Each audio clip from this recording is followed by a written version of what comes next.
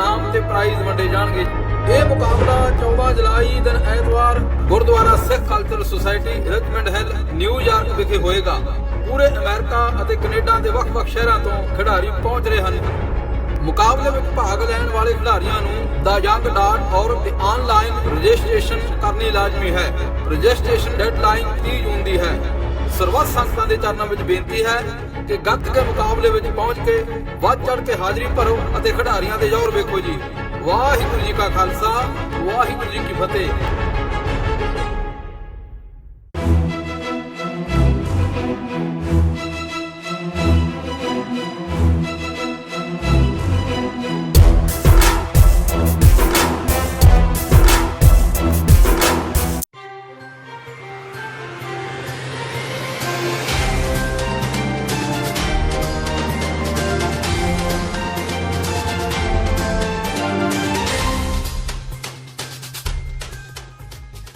ਸਤਿ ਸ਼੍ਰੀ ਅਕਾਲ। ਟੀਵੀ 84 ਦੇਖ ਰਹੇ ਸਾਰੇ ਦਰਸ਼ਕਾਂ ਦਾ ਸਵਾਗਤ ਹੈ। ਮੈਂ ਹਰਪ੍ਰੀਤ ਕੌਰ ਤੇ ਬੁਲੇਟਿਨ ਦੀ ਸ਼ੁਰੂਆਤ ਕਰਦੇ ਹਾਂ ਹੈਡਲਾਈਨਸ ਦੇ ਨਾਲ। ਸੁਖਬੀਰ ਬਾਦਲ ਨਜ਼ਰ ਆਏ ਪੰਥਕ ਰੰਗ ਵਿੱਚ ਰੰਗੇ। ਕਰਤਾਰਪੁਰ ਲਾਂਘੇ ਨੂੰ ਲੈ ਕੇ ਸੁਖਬੀਰ ਸਿੰਘ ਬਾਦਲ ਨੇ ਡਿਜ਼ਾਈਨ ਕੀਤਾ ਜਾਰੀ ਪਾਕਿਸਤਾਨ ਵੱਲੋਂ ਕੀਤੇ ਜਾ ਰਹੇ ਲਾਂਘੇ ਦੇ ਕੰਮ ਨੂੰ ਦੱਸਿਆ ਨਾਕਾਫੀ। ਕਲਾਕਾਰ ਤੋਂ ਸਿਆਸਤਦਾਨ ਬਣੇ ਸਨੀ ਦਿਓਲ ਸੋਸ਼ਲ ਮੀਡੀਆ ਤੇ ਹੋ ਰਹੇ ਨੇ ਟ੍ਰੋਲ। ਆਪਣੀ ਜਗ੍ਹਾ ਆਪਣਾ ਨੁਮਾਇੰਦਾ ਰੱਖਣ ਤੇ ਘਿਰੇ ਸਨੀ। ਸੁਨੀਲ ਜਾਖੜ ਨੇ ਕਿਹਾ ਸਨੀ ਕਿਤੇ ਲੋਕ ਸਭਾ ਲਈ ਵੀ ਨਾ ਨੁਮਾਇੰਦਾ ਲੱਭ ਲੈਣ। ਸਨੀ ਨੇ ਕਿਹਾ ਪਲਹੇੜੀ ਨੁਮਾਇੰਦਾ ਨਹੀਂ ਸਿਰਫ ਪੀਏ। ਨਵਜੋਤ ਸਿੰਘ ਸਿੱਧੂ ਦੀ ਛੇੜਛਾੜ ਕੀਤੀ ਚੰਦ ਤਾਰੇ ਲੱਗੀ ਤਸਵੀਰ ਸੋਸ਼ਲ ਮੀਡੀਆ ਤੇ ਵਾਇਰਲ। ਮੁੱਖ ਮੰਤਰੀ ਕੈਪਟਨ ਅਮਰਿੰਦਰ ਸਿੰਘ ਸਿੱਧੂ ਦੇ ਹੱਕ ਵਿੱਚ ਨਿਤਰੇ। ਕੈਪਟਨ ਨੇ ਤਸਵੀਰ ਸ਼ੇਅਰ ਕਰਨ ਵਾਲਿਆਂ ਦੀ ਟਵੀਟ ਕਰ ਕਰੜੀ ਕੀਤੀ ਨਿੰਦਾ। ਬਰਗਾੜੀ ਪੁਲਿਸ ਗੋਲੀकांड ਦੇ ਦੋਸ਼ੀ ਸਾਬਕਾ ਐਸਐਸਪੀ ਚਰਨਜੀਤ ਸ਼ਰਮਾ ਦੀ ਜ਼ਮਾਨਤ ਦੀ ਮਿਆਦ ਵਿੱਚ ਵਾਧਾ। ਹਾਈ ਕੋਰਟ ਨੇ 16 ਜੁਲਾਈ ਤੈਅ ਕੀਤੀ ਅਗਲੀ ਤਾਰੀਖ। 29 ਮਈ ਤੋਂ ਚੱਲ ਰਹੇ ਨੇ ਜ਼ਮਾਨਤ ਤੇ ਸੂਬੇ ਭਰ ਵਿੱਚ ਰਿਹਾ ਸਰਕਾਰੀ ਬੱਸਾਂ ਦਾ ਚੱਕਾ ਜਾਮ। ਆਪਣੀਆਂ ਮੰਗਾਂ ਨੂੰ ਲੈ ਕੇ ਪੰਜਾਬ ਰੋਡਵੇਜ਼ ਦੇ ਮੁਲਾਜ਼ਮ 3 ਦਿਨਾਂ ਦੀ ਹੜਤਾਲ ਤੇ 1560 ਬੱਸਾਂ 3 ਦਿਨਾਂ ਲਈ ਰਹਿਣਗੀਆਂ ਸੜਕਾਂ ਤੋਂ ਲਾਂਭੇ। ਤੇ ਹੁਣ ਇਹਨਾਂ ਖਬਰਾਂ ਦਾ ਵਿਸਥਾਰ। ਸ਼੍ਰੋਮਣੀ ਅਕਾਲੀ ਦਲ ਦੇ ਪ੍ਰਧਾਨ ਸੁਖਬੀਰ ਬਾਦਲ ਅੱਜ ਪੰਥਕ ਰੰਗ ਵਿੱਚ ਰੰਗੇ ਨਜ਼ਰ ਆਏ। ਕਰਤਾਰਪੁਰ ਲਾਂਘੇ ਨੂੰ ਲੈ ਕੇ ਸੁਖਬੀਰ ਸਿੰਘ ਬਾਦਲ ਨੇ ਅੱਜ ਇੱਕ ਪ੍ਰੈਸ ਕਾਨਫਰੰਸ ਦੌਰਾਨ ਕਰਤਾਰਪੁਰ ਲਾਂਘੇ ਦਾ ਡਿਜ਼ਾਈਨ ਜਾਰੀ ਕੀਤਾ। ਸੁਖਬੀਰ ਬਾਦਲ ਨੇ ਦੱਸਿਆ ਕਿ ਇਸ ਦੇ ਲਈ ਭਾਰਤ ਦੀ ਇੱਕ ਵੱਡੀ ਕੰਪਨੀ ਨੂੰ ਕੰਟਰੈਕਟ ਮਿਲਿਆ ਹੈ। ਉਹਨਾਂ ਕਿਹਾ ਕਿ ਕਰਤਾਰਪੁਰ ਲਾਂਘੇ ਦਾ ਸਾਰਾ ਖਰਚਾ ਕੇਂਦਰ ਸਰਕਾਰ ਵੱਲੋਂ ਚੁੱਕਿਆ ਜਾਵੇਗਾ। ਸੁਖਬੀਰ ਬਾਦਲ ਨੇ ਕਿਹਾ ਕਿ ਪਾਕਿਸਤਾਨ ਵਿੱਚ ਕਰਤਾਰਪੁਰ ਲਾਂਘੇ ਦਾ ਕੰਮ ਸਿਰਫ 20 ਤੋਂ 25% ਹੀ ਪੂਰਾ ਹੋ ਸਕਿਆ ਹੈ। ਇੱਕ ਸਵਾਲ ਦੇ ਜਵਾਬ ਵਿੱਚ ਉਹਨਾਂ ਕਿਹਾ ਕਿ ਸ਼ਾਇਦ ਪਾਕਿਸਤਾਨ ਆਪਣੇ ਵਾਅਦੇ ਤੋਂ ਪਿੱਛੇ ਹਟਣਾ ਚਾਹੁੰਦਾ ਹੈ। ਉਹਨਾਂ ਕਿਹਾ ਕਿ ਪ੍ਰਕਾਸ਼ ਪੁਰਬ ਵਿੱਚ ਸਿਰਫ 4 ਮਹੀਨੇ ਬਚੇ ਨੇ ਪਰ ਪਾਕਿਸਤਾਨ ਵੱਲੋਂ ਬਹੁਤ ਘੱਟ ਕੰਮ ਹੋਇਆ ਹੈ। ਆ ਜਿਹੜਾ ਮੇਨ ਪਲਾਨ ਹੈ ਸ਼ਾਹਪੁਰ ਜੀ ਪੋਲਨ ਜੀ ਜਿਹੜੀ ਇੰਡੀਆ ਦੀ ਟੌਪ ਕੰਪਨੀ ਹੈ they have got a turnkey contract and ਆ ਜਿਹੜਾ ਜਿਵੇਂ ਤੁਸੀਂ ਦੇਖ ਰਹੇ ਹੋ ਆ 30th ਅਕਤੂਬਰ ਤੱਕ ਕੰਪਲੀਟ ਹੋ ਜਾਊ। ਟੋਟਲ ਕਾਸਟ ਇਹਦੀ ਕੱਲੀ complex the is 177 crore 177 crore. ਜਿਹੜੀ ਰੋਡ ਬਣ ਰਹੀ ਹੈ ਜਿਹੜਾ ਹਾਈਵੇ ਨੈਸ਼ਨਲ ਹਾਈਵੇ ਤੋਂ 4 lane road into it ਸਾਰਾ complex that's another 120 crores. So approximately 300 crores government of India state of the art ਜਿਹੜਾ ਮਤਲਬ as a complex as a entry point ਕਿਤੇ ਨਹੀਂ ਦੇਖਿਆ ਹੋਣਾ। ਜਿਹੜੀ ਹੁਣ ਪ੍ਰੋਬਲਮ ਕੀ ਆ ਰਹੀ ਹੈ government of India as per commitment government of India ਨੇ ਤਾਂ ਆਪਣਾ ਕੰਮ ਕੰਪਲੀਟ ਕਰ ਦੇਣਾ ਹੈ ਪਰ ਪਾਕਿਸਤਾਨ ਸਾਈਡ ਤੋਂ they are delaying the work. In government of India ਤਾਂ 30 ਅਕਤੂਬਰ ਤੱਕ 99 or 100% will be ready. ਥੋੜਾ ਮੋਟਾ ਜਿਹਾ ਰਹਿ ਗਿਆ ਤਾਂ ਰਹਿ ਗਿਆ 100% ready. ਪਾਕਿਸਤਾਨ ਤਾਂ ਮੈਨੂੰ ਲੱਗਦਾ ਹਲੇ 25-30% ਹੀ ਜਿਹੜਾ ਹੋਇਆ। ਐਂਡ ਦੂਜੀ ਗੱਲ ਹੈ ਐਂ ਲੱਗਦਾ ਜਿਵੇਂ Pakistan government is trying to backtrack from the commitment. ਇਸ ਤੋਂ ਇਲਾਵਾ ਉਹਨਾਂ ਕਿਹਾ ਕਿ ਕੋਈ ਵੀ ਅੰਬੈਸੀ NRI ਲੋਕਾਂ ਦੀ ਬਲੈਕ ਲਿਸਟ ਨਹੀਂ ਬਣਾ ਸਕੇਗੀ। ਪਹਿਲਾਂ ਵੱਖ-ਵੱਖ ਦੇਸ਼ਾਂ ਦੀਆਂ ਅੰਬੈਸੀਆਂ ਆਪਣੀ ਹੀ ਲਿਸਟ ਤਿਆਰ ਕਰ ਲੈਂਦੀਆਂ ਸਨ। ਉਹਨਾਂ ਦੱਸਿਆ ਕਿ ਭਾਰਤ ਸਰਕਾਰ ਨੇ 314 ਲੋਕਾਂ ਦੀ ਬਲੈਕ ਲਿਸਟ ਕਟਾ ਕੇ ਸਿਰਫ 40 ਕਰ ਦਿੱਤੀ ਹੈ। ਪਹਿਲੇ ਅਸੀਂ ਗੱਲ ਚੱਲੀ ਸੀ ਉਹਨਾਂ ਨਾਲ ਕਿ ਵੀਜ਼ਾ ਫ੍ਰੀ ਹੋਏ ਤੇ ਤੁਸੀਂ ਪਰਮਿਟ ਕੋਈ ਵੀਜ਼ਾ ਲੈਣ ਦੀ ਲੋੜ ਨਾ ਹੋਏ ਤੇ ਨੋ ਐਂਟਰੀ ਫੀ। ਹੁਣ they are saying we need visa plus entry fee. They want to know charge fees ਕਿ ਜਿਵੇਂ ਕੋਈ ਪੈਸਾ ਕਮਾਉਣਾ ਹੁੰਦਾ कि they want to charge a fees for passage. फिर गवर्नमेंट ऑफ इंडिया ने क्या, पहले उन्होंने कहा कल्ले सिख जा सकते हैं पाकिस्तान में, सिंह ओनली और सिख्स। पर गवर्नमेंट ऑफ इंडिया ने क्या जी कि गुरु नानक नाम लेवा तो बहुत है, सारे धर्मां दे लोग सत जाना चाहते हैं। So this is another dispute which is coming. फिर कहते जी तुसी अपने NRIs बहुत है who want to go, कहते NRI भी अलाउ करांगे, इंडियन सिटीजन होना चाहिए, इंडियन पासपोर्ट होल्डर होना चाहिए।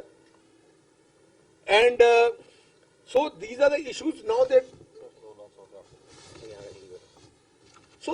these now they are trying to put on these small hurdles, which is very unfortunate, क्योंकि जिस तरीके नाल शुरुआत अपने ਜਿਹੜੇ कॉरिडोर ਦੀ शुरुआत हुई जिस तरीके नाल, पर हुण पाकिस्तान साइड तो it looks that they are trying to wriggle out or create such obstacles ਜਿਹਦੇ ਨਾਲ ਅੱਗੇ ਪ੍ਰੋਬਲਮਸ ਆਉਣ। ਕਲਾਕਾਰ ਤੋਂ ਸਿਆਸਤਦਾਨ ਬਣੇ ਸਨੀ ਦਿਓਲ ਵੱਲੋਂ ਆਪਣਾ ਕੰਮਕਾਜ ਦੇਖਣ ਲਈ ਆਪਣਾ ਪ੍ਰਤੀਨਿਧੀ ਨਿਯੁਕਤ ਕਰਨਾ ਵਿਵਾਦ ਦਾ ਕਾਰਨ ਬਣਦਾ ਜਾ ਰਿਹਾ ਹੈ। ਸਨੀ ਆਪਣੀ ਇਸ ਹਰਕਤ ਤੋਂ ਬਾਅਦ ਸੋਸ਼ਲ ਮੀਡੀਆ ਤੇ ਖੂਬ ਟ੍ਰੋਲ ਹੋਏ ਨੇ। ਲੋਕਾਂ ਨੇ ਸਨੀ ਨੂੰ ਖੂਬ ਲਾਂਤਾਂ ਪਾਈਆਂ। ਸੋਸ਼ਲ ਮੀਡੀਆ ਤੇ ਮਜ਼ਾਕ ਦਾ ਪਾਤਰ ਬਣਨ ਤੋਂ ਬਾਅਦ ਹੁਣ ਕਾਂਗਰਸ ਪ੍ਰਧਾਨ ਸੁਨੀਲ ਜਾਖੜ ਨੇ ਵੀ ਸਨੀ ਦਿਓਲ ਦਾ ਮਖੌਲ ਉਡਾਇਆ ਹੈ। ਸੁਨੀਲ ਜਾਖੜ ਨੇ ਕਿਹਾ ਕਿ ਸਨੀ ਕਿਤੇ ਲੋਕ ਸਭਾ ਲਈ ਵੀ ਨਾ ਨੁਮਾਇੰਦੇ ਲੱਭ ਲੈਣ। ਉਹਨਾਂ ਕਿਹਾ ਕਿ ਲੋਕਾਂ ਨੇ ਸਨੀ ਦਿਓਲ ਤੇ ਵਿਸ਼ਵਾਸ ਕਰਕੇ ਉਹਨਾਂ ਤੇ ਆਪਣਾ ਪੂਰਾ ਭਰੋਸਾ ਜਤਾਇਆ ਸੀ, ਪਰ ਉਹ ਆਪਣੀ ਜ਼ਿੰਮੇਵਾਰੀ ਤੋਂ ਭੱਜ ਰਹੇ ਨੇ।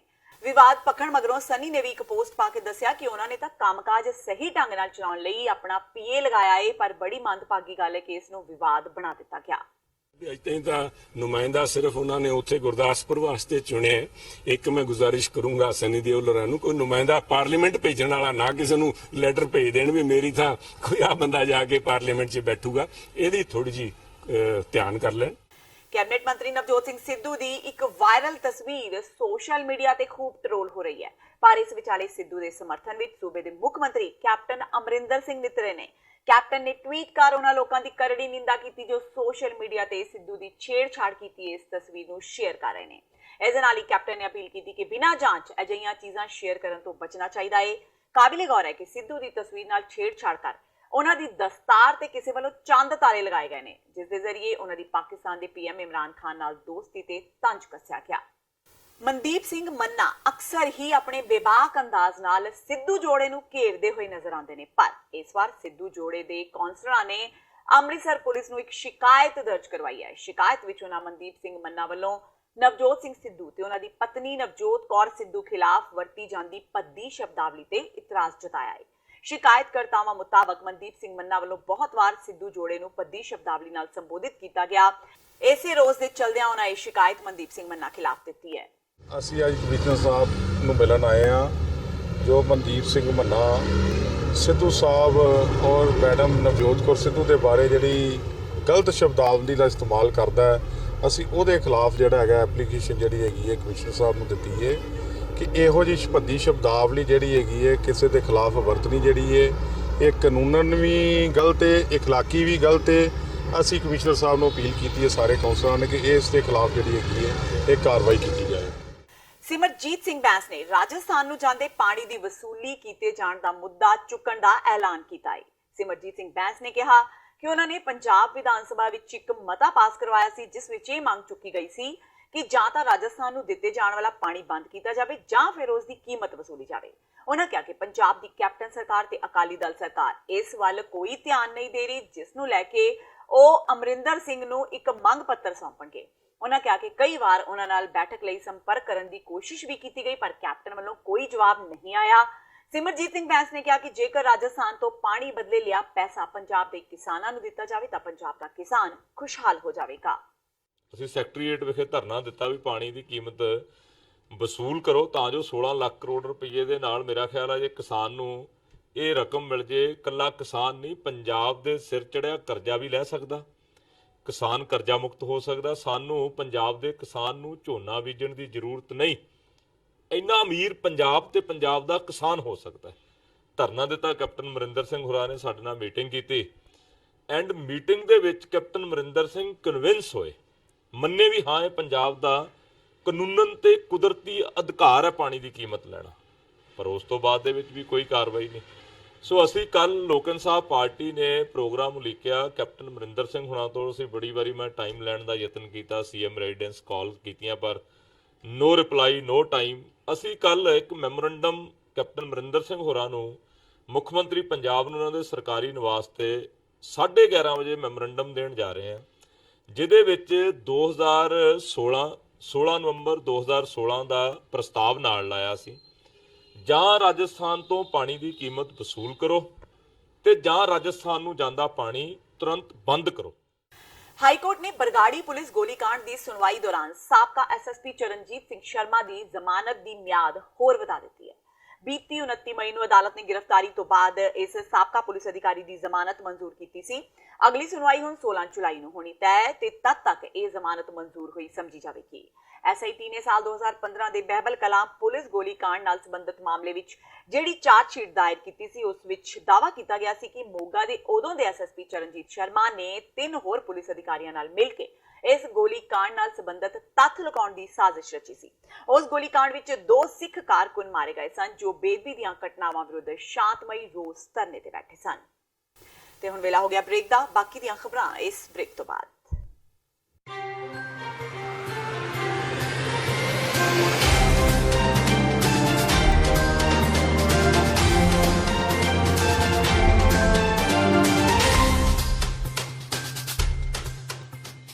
ਵਾਹਿਗੁਰੂ ਜੀ ਕਾ ਖਾਲਸਾ, ਵਾਹਿਗੁਰੂ ਜੀ ਕੀ ਫਤਿਹ। ਗੱਤਕਾ ਅਖਾੜਾ ਸ਼ਹੀਦ ਬਾਬਾ ਅਜੀਤ ਸਿੰਘ ਜੀ ਨਿਊ ਜਰਸੀ ਪੇਸ਼ ਕਰਦੇ ਹਨ 5ਵੀਂ ਵਰ੍ਹੇਗੰਢ ਨਾਰਥ ਅਮਰੀਕਨ ਗੱਤਕਾ ਟੂਰਨਾਮੈਂਟ ਮੈਦਾਨੇ ਜੰਗ 2019, ਜੋ ਕਿ ਸਮੂਹ ਪ੍ਰਾਪਤ ਸੂਰਬੀਰ ਮਾਤਾਵਾਂ ਅਤੇ ਬੀਬੀਆਂ ਨੂੰ ਸਮਰਪਿਤ ਹੋਵੇਗਾ, ਜਿਸ ਦੇ ਵਿੱਚ $10,000 ਤੋਂ ਵੱਧ ਕੈਸ਼ ਇਨਾਮ ਤੇ ਪ੍ਰਾਈਜ਼ ਵੰਡੇ ਜਾਣਗੇ। ਇਹ ਮੁਕਾਬਲਾ 14 ਜੁਲਾਈ ਦਿਨ ਐਤਵਾਰ Gurdwara Sikh cultural society Richmond Hill New York ਵਿਖੇ ਹੋਏਗਾ। ਪੂਰੇ ਅਮਰੀਕਾ ਅਤੇ ਕੈਨੇਡਾ ਦੇ ਵੱਖ-ਵੱਖ ਸ਼ਹਿਰਾਂ ਤੋਂ ਖਿਡਾਰੀ ਪਹੁੰਚ ਰਹੇ ਹਨ। ਮੁਕਾਬਲੇ ਵਿੱਚ ਭਾਗ ਲੈਣ ਵਾਲੇ ਖਿਡਾਰੀਆਂ ਨੂੰ theyoung.org ਤੇ ਆਨਲਾਈਨ ਰਜਿਸਟ੍ਰੇਸ਼ਨ ਕਰਨੀ ਲਾਜ਼ਮੀ ਹੈ। ਰਜਿਸਟ੍ਰੇਸ਼ਨ ਡੈਡਲਾਈਨ 30 ਜੂਨ ਦੀ ਹੈ।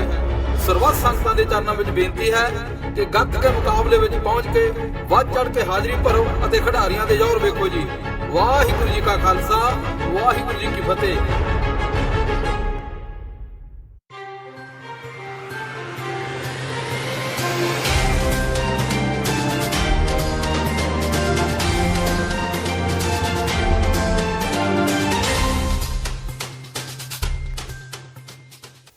ਬ੍ਰੇਕ ਤੋਂ ਬਾਅਦ ਟੀਵੀ 84 ਦੇ ਖਬਰਾਂ ਦੇ ਬੁਲੇਟਿਨ ਵਿੱਚ ਸਵਾਗਤ ਹੈ। ਵਧਦੇ ਹਾਂ ਅਗਲੀ ਖਬਰ ਵੱਲ। ਸਾਧਵੀਆਂ ਦੇ ਜਿੰਸੀ ਸ਼ੋਸ਼ਣ ਤੇ ਪੱਤਰਕਾਰ ਰਾਮਚੰਦਰ ਛਤਰਪਤੀ ਦੇ ਕਤਲ ਦੇ ਦੋਸ਼ੀ ਗੁਰਮੀਤ ਰਾਮ ਰਹੀਮ ਨੇ ਕੱਲ ਆਪਣੀ ਪੈਰੋਲ ਵਾਪਸ ਲੈ ਲਈ ਹੈ। ਇਸ ਤੋਂ ਬਾਅਦ ਉਹਨਾਂ ਦੇ ਭਗਤਾਂ ਨੇ ਜੇਲ੍ਹ ਦੇ ਬਾਹਰ ਡੇਰੇ ਲਾ ਲਏ ਨੇ। ਹਾਲੇ ਵੀ ਰਾਮ ਰਹੀਮ ਦੇ ਪੈਰੋਕਾਰ ਲਗਾਤਾਰ ਜੇਲ੍ਹ ਦੇ ਬਾਹਰ ਇਕੱਠੇ ਹੋ ਰਹੇ ਨੇ। ਰੋਹਤਕ ਪੁਲਿਸ ਨੇ ਜੇਲ੍ਹ ਦੇ ਆਸ-ਪਾਸ ਫੋਟੋਗ੍ਰਾਫੀ ਤੇ ਵੀਡੀਓਗ੍ਰਾਫੀ ਕਰਨ ਤੇ ਪਾਬੰਦੀ ਲਗਾ ਦਿੱਤੀ ਹੈ ਤੇ ਇਸ ਬਾਬਤ ਜੇਲ੍ਹ ਦੇ ਬਾਹਰ ਬੋਰਡ ਵੀ ਲਗਾ ਦਿੱਤਾ ਗਿਆ ਹੈ। ਦੱਸ ਦਈਏ ਕਿ ਜਦੋਂ ਤੋਂ ਰਾਮ ਰਹੀਮ ਨੇ ਜੇਲ੍ਹ ਪ੍ਰਬੰਧਕਾਂ ਨੂੰ ਆਪਣੀ ਪੈਰੋਲ ਅਰਜ਼ੀ ਵਾਪਸ ਲੈਣ ਦੀ ਇੱਕ ਹੋਰ ਅਰਜ਼ੀ ਸੌਂਪੀ ਹੈ, ਉਦੋਂ ਤੋਂ ਹੀ ਉਸ ਦੇ ਪੈਰੋਕਾਰ ਲਗਾਤਾਰ ਜੇਲ੍ਹ ਪਹੁੰਚ ਰਹੇ ਨੇ। ਹਾਲਾਂਕਿ ਜੇਲ੍ਹ ਪ੍ਰਸ਼ਾਸਨ ਵੱਲੋਂ ਸਖਤੀ ਦੇ ਬਾਵਜੂਦ ਜੇਲ੍ਹ ਦੇ ਆਸ-ਪਾਸ ਰਾਮ ਰਹੀਮ ਦੇ ਪੈਰੋਕਾਰ ਡੇਰਾ ਲਾਈ ਬੈਠੇ ਨੇ। ਲੋਕਾਂ ਨੇ ਬਾਈਪਾਸ ਸਥਿਤ ਢਾਬਿਆਂ ਤੇ ਆਪਣੀਆਂ ਗੱਡੀਆਂ ਖੜੀਆਂ ਕੀਤੀਆਂ ਨੇ ਤੇ ਖੁਦ ਨੂੰ ਬਾਬੇ ਦੇ ਮੁਲਾਕਾਤੀ ਦੱਸ ਕੇ ਬੇਰੋਕ ਘੁੰਮਦੇ ਰਹਿੰਦੇ ਨੇ। ਇਹਨਾਂ ਹਾਲਾਤਾਂ ਨੂੰ ਵੇਖਦਿਆਂ ਪੁਲਿਸ ਨੇ ਜੇਲ੍ਹ ਦੇ ਬਾਹਰ ਇੱਕ ਬੋਰਡ ਲਗਾ ਦਿੱਤਾ, ਜਿਸ ਮੁਤਾਬਕ ਜੇਲ੍ਹ ਦੇ ਆਸ-ਪਾਸ ਫੋਟੋਗ੍ਰਾਫੀ ਤੇ ਵੀਡੀਓਗ੍ਰਾਫੀ ਕਰਨ ਦੀ ਮਨਾਹੀ ਕੀਤੀ ਗਈ ਹੈ। ਅਜਿਹਾ ਇਸ ਲਈ ਕੀਤਾ ਗਿਆ ਹੈ ਕਿਉਂਕਿ ਰਾਮ ਰਹੀਮ ਦੇ ਸਮਰਥਕ ਕਿਸੇ ਨਾ ਕਿਸੇ ਬਹਾਨੇ ਇੱਥੇ ਪਹੁੰਚਦੇ ਸੀ ਤੇ ਫੋਟੋਆਂ ਖਿੱਚਦੇ ਸੀ। ਕਈ ਲੋਕ ਝਾੜੀਆਂ ਵਿੱਚ ਬੈਠ ਕੇ ਖਾਣਾ ਪੀਣਾ ਵੀ ਖਾਂਦੇ ਸੀ। ਫਿਲਹਾਲ ਪੁਲਿਸ ਇਹਨਾਂ ਪੈਰੋਕਾਰਾਂ ਤੇ नजर रख रही है।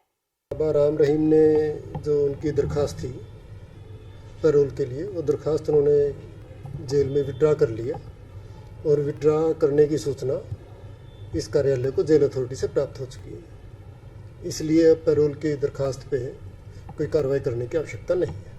उधर आज पत्रकारों नाल गलबात दौरान सरबत खालसा के मुतवाजी जथेदार भाई बलजीत सिंह दादूवाल ने हरियाणा सरकार की आलोचना की है। दादूवाल ने कहा कि हरियाणा विच विधान सभा चोणां आउण वालियां ने ते खट्टर सरकार सौदा साध नूं पैरोल ते जेल तो बाहर कढना चाहती है। दादूवाल ने कहा कि जे हरियाणा सरकार ने इंज कीता तां उन्हां समेत दर्जनां सिख जथेबंदियां सड़कां ते उतर आउणगीਆਂ। दादूवाल ਅੱਜ ਬਠਿੰਡਾ ਵਿੱਚ ਪੱਤਰਕਾਰਾਂ ਨਾਲ ਗੱਲਬਾਤ ਕਰ ਰਹੇ ਸਨ। ਖੰਡੀ ਗੁਰਮੀਤ ਰਾਮ ਰਹੀਮ ਨੂੰ ਪੈਰੋਲ ਦੀ ਸਿਫਾਰਿਸ਼ ਕਰਕੇ ਮਨੋਹਰ ਲਾਲ ਖੱਟੜ ਹਰਿਆਣਾ ਦੀ ਸਰਕਾਰ ਅੱਗ ਨਾਲ ਖੇਡਣ ਦਾ ਯਤਨ ਕਰ ਰਹੀ ਹੈ, ਜਿਸ ਨੂੰ ਇਨਸਾਫ ਪਸੰਦ ਕਿਸੇ ਵੀ ਧਰਮ ਦਾ ਭਾਈਚਾਰੇ ਦਾ ਦੇਸ਼ ਵਾਸੀ ਬਿਲਕੁਲ ਬਰਦਾਸ਼ਤ ਨਹੀਂ ਕਰੂਗਾ। ਜਿਸ ਤਰ੍ਹਾਂ ਖੱਟੜ ਸਰਕਾਰ ਨੇ ਪਹਿਲਾਂ ਉਹਦੇ ਫੈਸਲੇ ਵੇਲੇ ਪੰਚਕੂਲੇ ਉਹਨੂੰ ਭਰੋਸੇ 'ਚ ਲਿਜਾ ਕੇ ਲਿਜਾਣਾ ਕੀਤਾ, ਇਸ ਗੱਲ ਦੀ ਅਸੀਂ ਸ਼ਲਾਘਾ ਕਰਦੇ ਹਾਂ। ਤਾਂ ਹੀ ਉਹ ਡੇਰੇ 'ਚੋਂ ਨਿਕਲ ਕੇ ਉੱਥੇ ਪੰਚਕੂਲੇ ਪਹੁੰਚ ਗਿਆ, ਕਿਉਂਕਿ ਖੱਟੜ ਸਰਕਾਰ ਨੇ ਪੂਰਾ ਉਹਦੇ 'ਚ ਯੋਗਦਾਨ ਪਾਇਆ।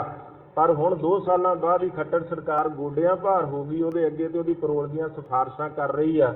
ਮਨੋਹਰ ਲਾਲ ਖੱਟੜ, ਅਨਿਲ ਵਿਜ, ਰਾਮ ਵਿਲਾਸ ਸ਼ਰਮਾ ਜਿਹੜੇ ਉਹਦੇ ਕੈਬਨਿਟ ਮਿਨਿਸਟਰ ਆ, ਸਾਰੇ ਕਹਿ ਰਹੇ ਜੀ ਉਹਦਾ ਚਾਲ ਚੱਲਣ ਬੜਾ ਚੰਗਾ। ਮੈਂ ਪੁੱਛਣਾ ਚਾਹੁੰਦਾ ਹਰਿਆਣੇ ਦੀ ਇਹ ਸਾਰੀ ਕੈਬਨਿਟ ਤੇ ਸਰਕਾਰ ਨੂੰ ਕਿ ਜਿਨ੍ਹਾਂ ਧੀਆਂ ਨਾਲ ਬਲਾਤਕਾਰ ਹੋਇਆ ਤੇ ਜਿਨ੍ਹਾਂ ਨੇ ਕਤਲ ਹੋਏ ਆ, ਜਿਨ੍ਹਾਂ 'ਤੇ ਉਹਨੂੰ ਸਜ਼ਾਵਾਂ, ਉਹਦੇ 'ਤੇ ਕੋਈ ਇਲਜ਼ਾਮ ਨਹੀਂ ਆ, ਉਹਨੂੰ ਸਜ਼ਾ ਮਿਲੀ ਆ ਮਾਣਯੋਗ ਅਦਾਲਤ ਵੱਲੋਂ, ਤੇ ਉਹ ਸਨਾਰੀਆ ਦੀ ਜੇਲ੍ਹ 'ਚ ਬੰਦ ਆ। ਕੀ ਖੱਟੜ ਸਰਕਾਰ ਇਹ ਦੱਸੂਗੀ ਮਨੋਹਰ ਲਾਲ ਖੱਟੜ, ਅਨਿਲ ਵਿਜ ਤੇ ਰਾਮ ਵਿਲਾਸ ਸ਼ਰਮਾ ਕਿ ਜੇ ਇਹ ਉਹਨਾਂ ਦੀਆਂ ਧੀਆਂ ਭੈਣਾਂ ਦੇ ਨਾਲ ਹੋਇਆ ਹੁੰਦਾ ਤੇ ਉਹ ਸਿਫਾਰਿਸ਼ ਕਰਦੇ ਉਹਦੀ ਪਰੋਲ ਦੀ?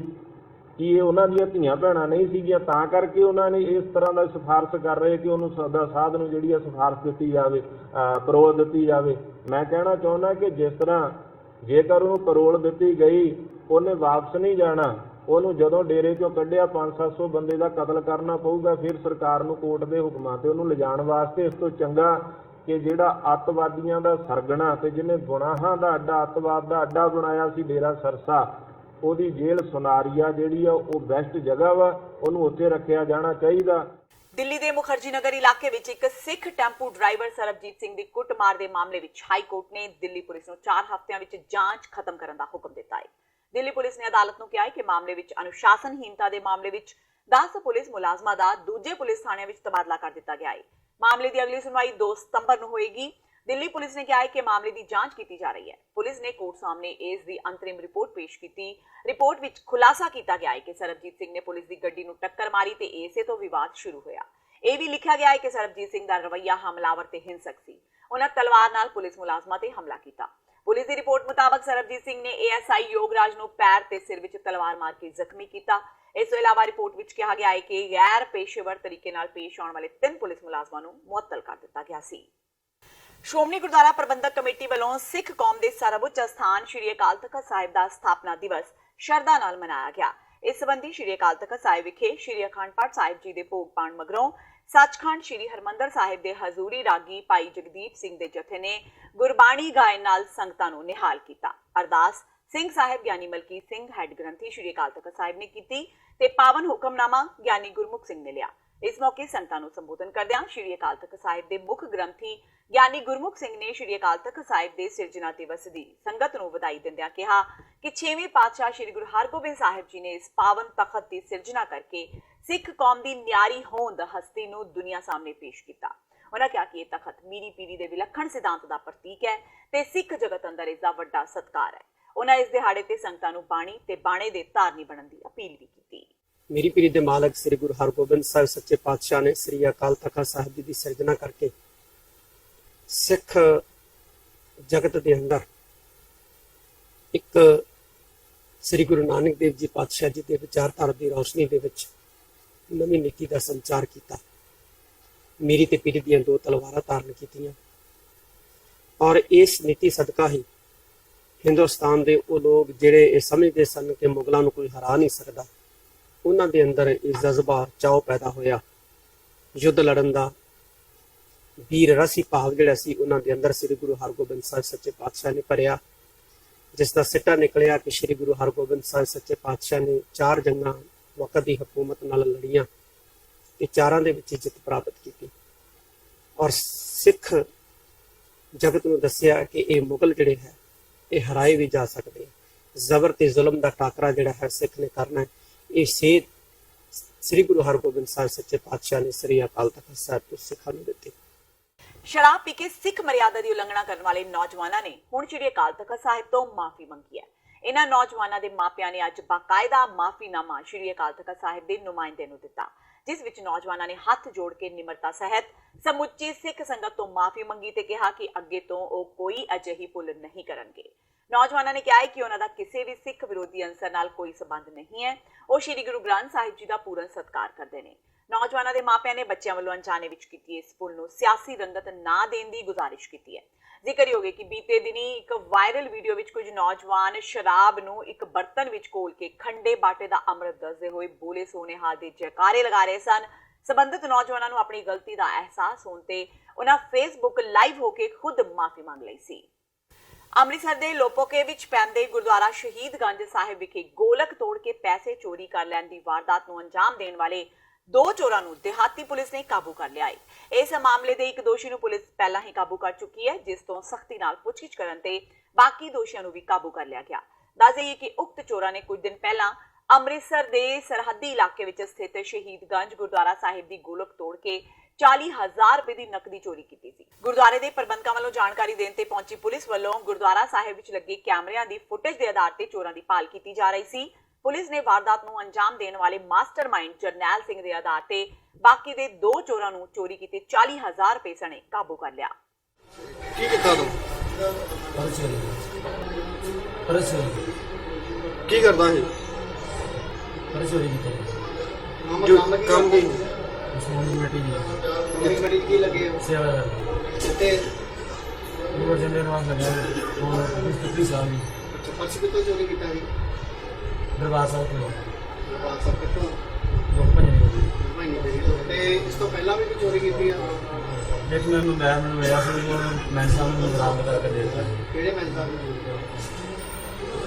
ਵੱਡੇ ਮੈਂ ਸਾਹਿਬ ਨਾਮ ਨੂੰ ਨਾਮ ਨਹੀਂ ਦੁਆਰੇ ਜਿਹੜੇ ਤੇ ਉਦੋਂ ਕਿੱਥੇ ਗੁੱਡੀ ਸੀ? ਗੁਰੂ ਅਰਜਨ ਦੇਵ ਦਾ ਤੇ ਫਿਰ ਉਦੋਂ ਤੁਹਾਨੂੰ ਕੋਈ ਸਜ਼ਾ ਨਹੀਂ ਮਿਲੀ? ਦਫ਼ਤਰ ਵਿੱਚ ਕੁਝ ਸਸਪੈਂਡ ਨਹੀਂ ਕੀਤਾ?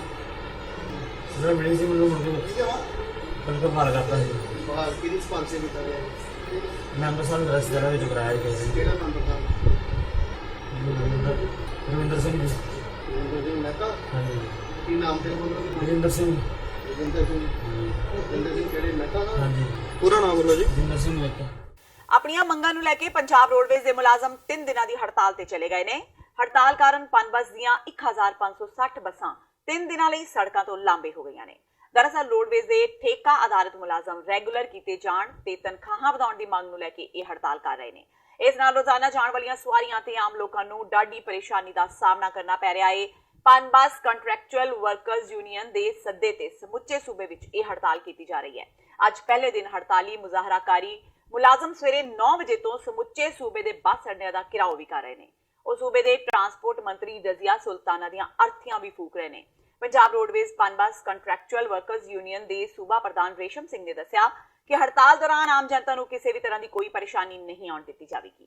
ਯੂਨੀਅਨ ਸਰਕਾਰ ਤੋਂ ਇਹ ਮੰਗ ਵੀ ਕਰ ਰਹੀ ਹੈ ਕਿ ਆਊਟਸੋਰਸਿੰਗ ਪ੍ਰਣਾਲੀ ਖਤਮ ਕੀਤੀ ਜਾਣੀ ਚਾਹੀਦੀ ਹੈ ਤੇ ਨਵੀਆਂ ਭਰਤੀਆਂ ਕੰਟਰੈਕਟ ਤੇ ਨਹੀਂ ਕੀਤੀਆਂ ਜਾਣੀਆਂ ਚਾਹੀਦੀਆਂ। ਜਿਹੜੀ ਅੱਜ ਦੀ 3 ਰੋਜ਼ਾਨਾ ਦੀ ਹੜਤਾਲ ਆ, ਇਹ ਤਕਰੀਬਨ ਅਸੀਂ 20 ਦਿਨ ਪਹਿਲਾਂ ਨੋਟਿਸ ਦੇ ਕੇ ਕਰਦੇ ਆ ਤੇ ਉਹਦੇ ਸਿੱਟੇ ਵਜੋਂ ਵੀ ਸਾਡੀ ਮੀਟਿੰਗ ਟਰਾਂਸਪੋਰਟ ਮੰਤਰੀ ਨੇ ਅੱਜ ਤੋਂ 11 ਦਿਨ ਪਹਿਲਾਂ ਸੱਦੀ, ਜਿਹਦੇ ਵਿੱਚ ਸਾਨੂੰ ਇਹ ਬਿਲਕੁਲ ਭਰੋਸਾ ਦਿੱਤਾ ਗਿਆ ਕਿ ਤੁਹਾਡੀਆਂ ਬਿਲਕੁਲ ਜਾਇਜ਼ ਮੰਗਾਂ ਨੇ। 2 ਤਰੀਕ ਤੱਕ ਤੁਹਾਡੀ ਕੋਈ ਨਾ ਕੋਈ ਮੰਗ ਮੰਨ ਕੇ ਅਸੀਂ ਲਾਗੂ ਕਰ ਦਿਆਂਗੇ ਤੇ ਜਿਹੜੀ ਸਟ੍ਰੈਕ ਅਸੀਂ ਨਹੀਂ ਹੋਣ ਦਿਆਂਗੇ। ਕਿੰਨੇ ਦਿਨ ਬੱਸਾਂ ਬੰਦ ਰਹਿਣਗੀਆਂ ਜੀ ਇੱਥੇ ਅੱਜ? ਅੱਜ ਸਾਡੀ ਇਹ 3 ਦਿਨ ਦੀ ਸਟ੍ਰੈਕ ਆ, 2, 3 ਤੇ 4 ਦਿਨ।